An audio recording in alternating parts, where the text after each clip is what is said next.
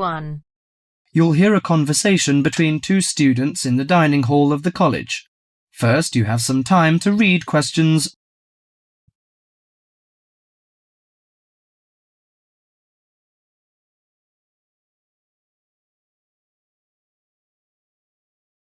Now listen carefully to the conversation and answer questions.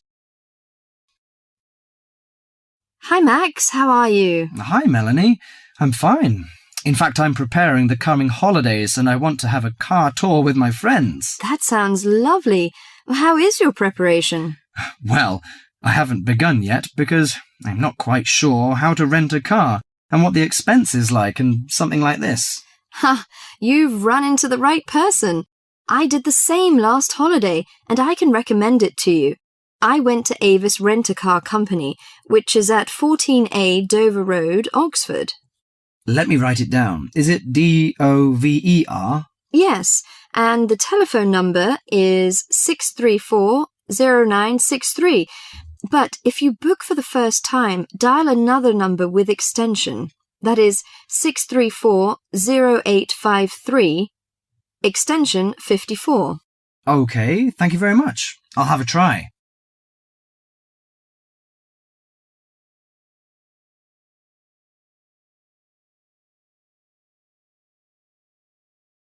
Before you hear the rest of the conversation, you have some time to read questions 5.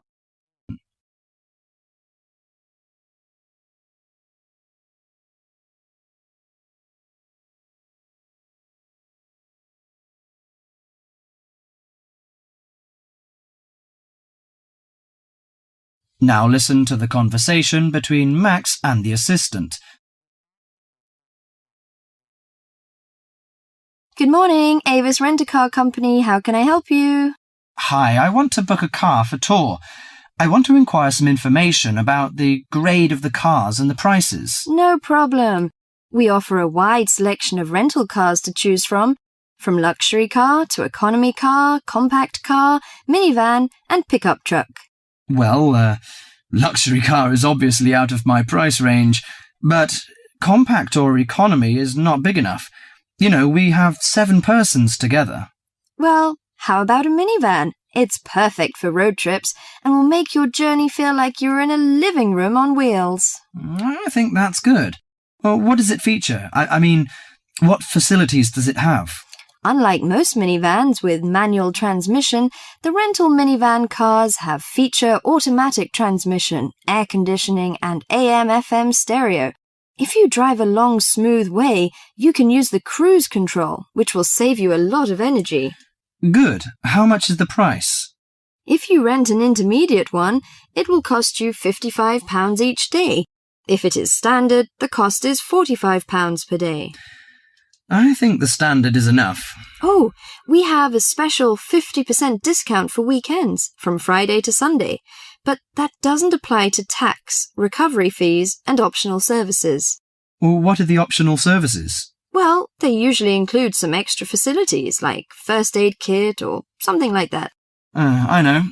We plan to start off on Friday, so we have to prepare 1 day in advance.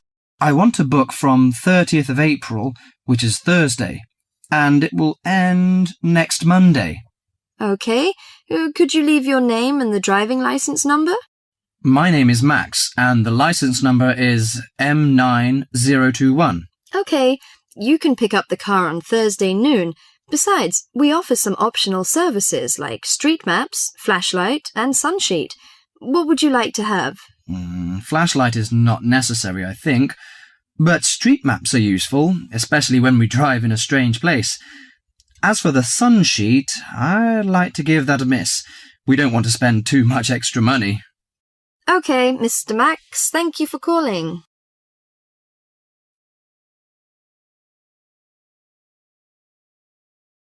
That is the end of part 1. You now have half a minute to check your answers.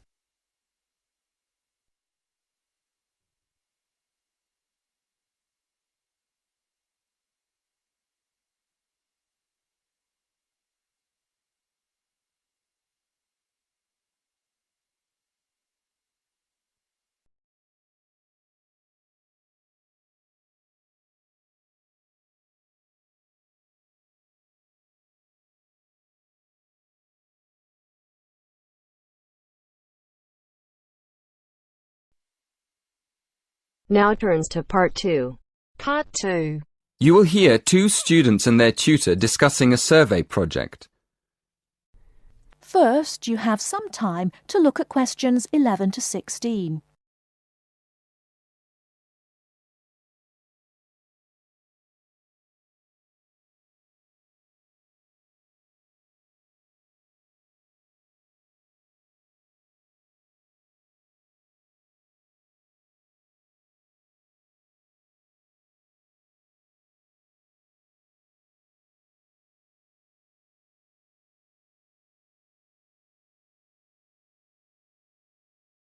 Now, listen carefully and answer questions 11 to 16.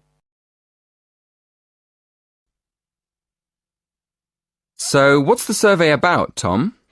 It's about where students want to live and how they choose. Basically, their accommodation preferences. We've actually tried it out with a few students already. Okay, that sounds fine. So, to start with, how many questions have you got? 20? Is that too many? Yes, it is, really. People get fed up answering lots of questions and they stop thinking about their answers. Right, so we need to think about that again. What do you think of the first 3 questions? You want to know what affects students' choice of accommodation when they go to university? Yes, we want to find out which has the most effect. The cost, the number of rooms in the house or flat, or the distance from campus. And then we asked another question. Oh, yes? What else did you want to find out? Well, we wondered whether public transport was important. You know, not many students have cars, so it might be quite important for them to be near somewhere where they could catch a bus or train. Yeah, that's a good question. Before you ask any more people, I've got a couple of suggestions for improving the questionnaire.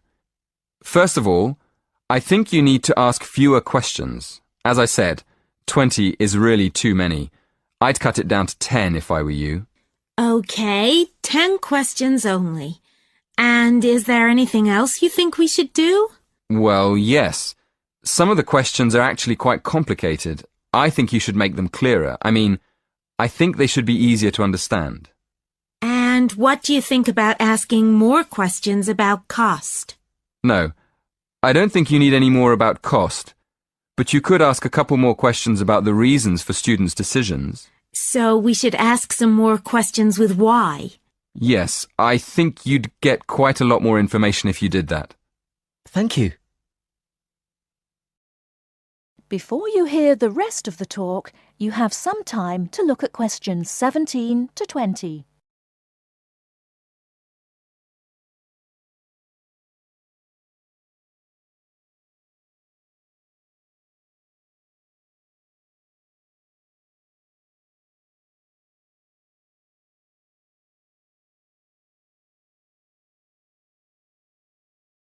Now listen and answer questions 17 to 20. We've already got some results from our first questionnaire. Do you think we could use them? I don't see why not. What have you found out so far? Well, the number of rooms was only important for 16% of the people we asked. It looks like a lot of students are quite happy to share a room, and even fewer people were concerned about being near a bus stop. Only 10%, in fact. I'm surprised about that. But what about the distance from the university? Well, that was quite important. Around 20% of the students we asked wanted to be close to campus. That makes sense. And what about the cost? Yeah, as we expected. The cost was by far the most important factor. More than half the students were concerned with the cost. 54% to be exact. Only 54%? I thought it would be closer to 80%. That is the end of Part 2. You now have half a minute to check your answers.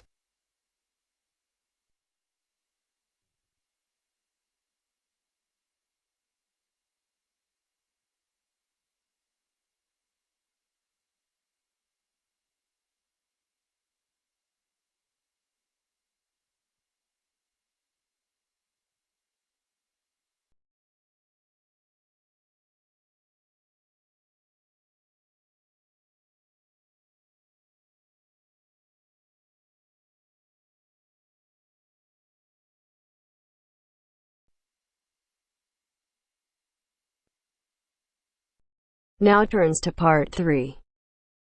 Part 3. You will hear a discussion between three students, David, Joseph, and Carrie. In the first part of the discussion, they will be talking about lounges in different school buildings on campus. First, look at questions 21 to 24.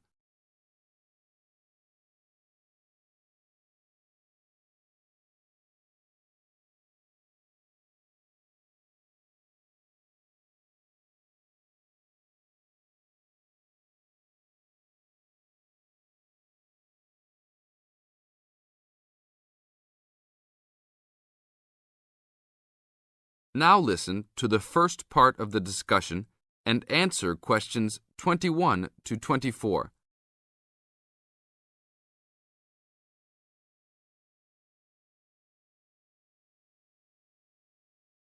Hey, Joseph. Long time no see. How's it going? Oh, hey, David. It's going fine. I'm a little overwhelmed with all these new courses, but I'm hanging in there. Have you met my girlfriend, Carrie? No. Hi, Carrie. Hi, David. Joseph told me about you. You two had quite the time last semester in European history, I hear. Yeah, we like to hang out after class. Now it's a little harder, though. Lounges aren't as good as they were back there in Wilson Hall. Yeah, they had chairs, couches, and tables to put your stuff on. And that lounge was full. There must have been 25 seats in there. Really? The lounge in Jones Hall, where I have my communications course, only has about 10 chairs. It's awful. We all just stand around or leave. I wish we could hang out more. Well, Agriculture Hall is next door. Their lounge is on the first floor, and it has couches. I think there are about 6 of them, and they're comfortable and hardly used at all. That's not a good idea. Thanks. But don't go to lounge at Skidmore Hall. I don't even know why they call it a lounge. It's just 4 chairs in the corner of the main walkway. In the second part of the discussion, David, Joseph, and Carrie continue talking about conducting a survey. Before you hear the rest of the talk, you have some time to look at questions 25 to 30.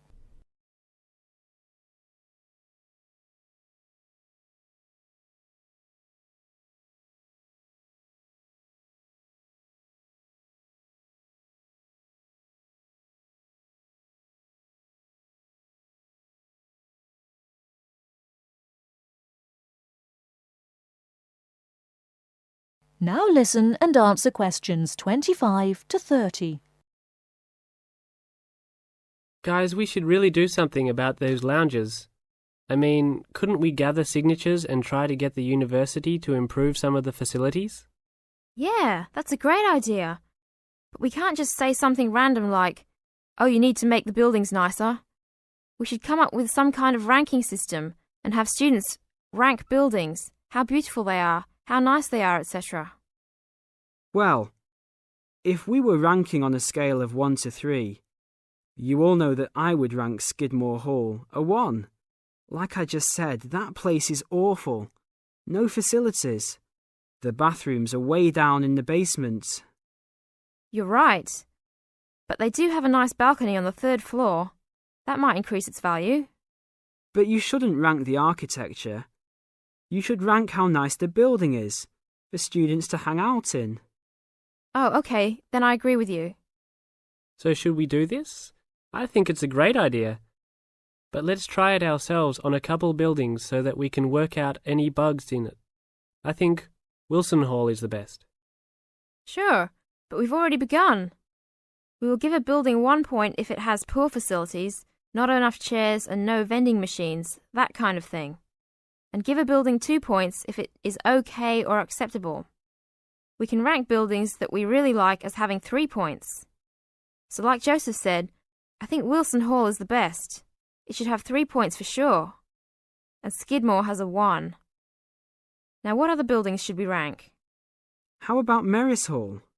No, they're not done with that one yet. But it looks like that will be a good place to hang out. How about Agriculture Hall? You said something about that hall a bit earlier. Oh yeah, they have that lounge with couches that no one uses. But that might indicate that people don't hang out there for other reasons. They don't have any drink machines. That's why I never go there. Oh, well, then I think it's an average building. Let's give it the middle ranking. I agree. It could be improved slightly, but it's got a couple of nice features. I like that lounge in that third floor, for example, but the stairs are too short. I always trip when I'm walking up them. This ranking is getting complex. Okay, one building we haven't talked about is Canton Hall. What do you guys think of Canton? Is that next to the law building? Yep. It's got this excellent connecting corridor with chairs and desks to relax and work at. The cafeteria there is great too. I think that place is just as good as Wilson. Well, I've only been there once, and didn't know that was what it was called. It was kind of confusing, and it's kind of far for me to go, but I liked it. So I'll give it the middle ranking. 2 points because it had nice facilities, but a poor and confusing layout. Oh, Joseph, you like Canton Hall? I hate that place. It's so mechanical, cold and impersonal. The furniture is nice, sure, but it's the last place on campus I would go to. I give it a 1. Interesting. Well, let's write this little survey up and start passing it around. I don't have time to type it up. Can you? Sure. I'll do it after my biology class. Should we meet up at Wilson tonight around 8? Sure. No problem. We'll see you then.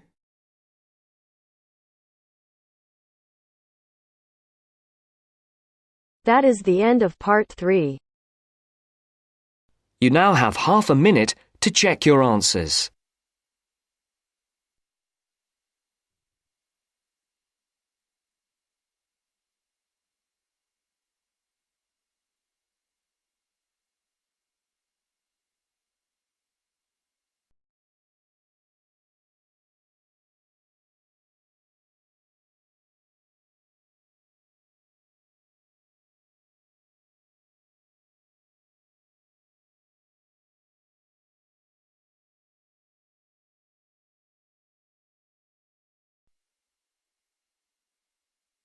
Now turns to part 4.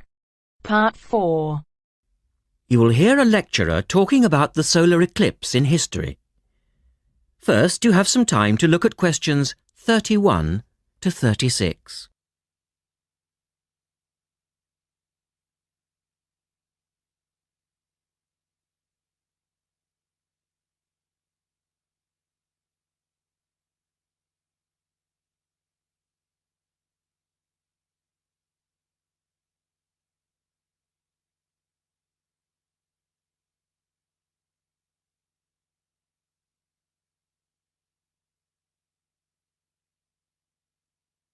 Now listen carefully and answer questions 31 to 36.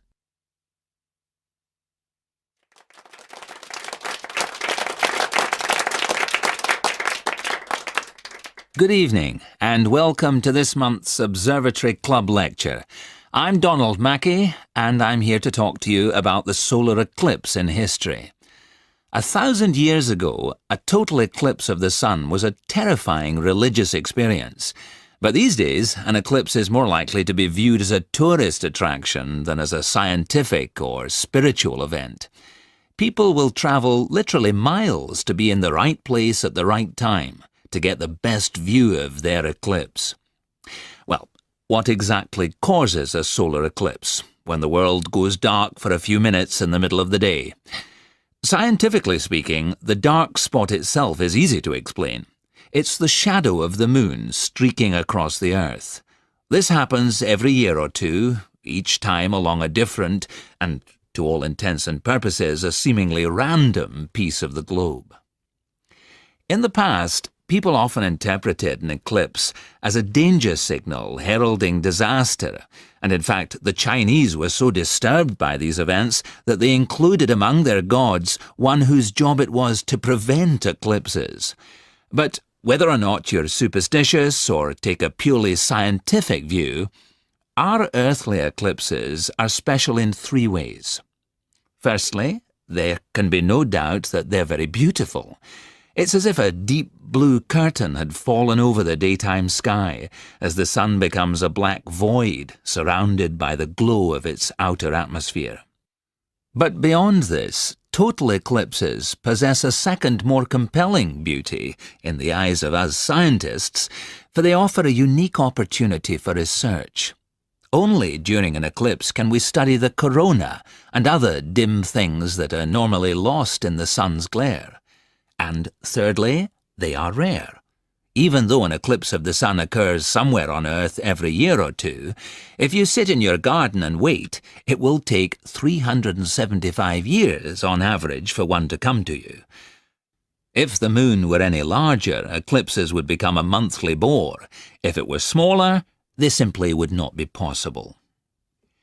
The ancient Babylonian priests, who spent a fair bit of time staring at the sky, had already noted that there was an 18-year pattern in their occurrence, but they didn't have the mathematics to predict an eclipse accurately. In the second part, the speaker talks about a number of scientists. Look at questions 37 to 40.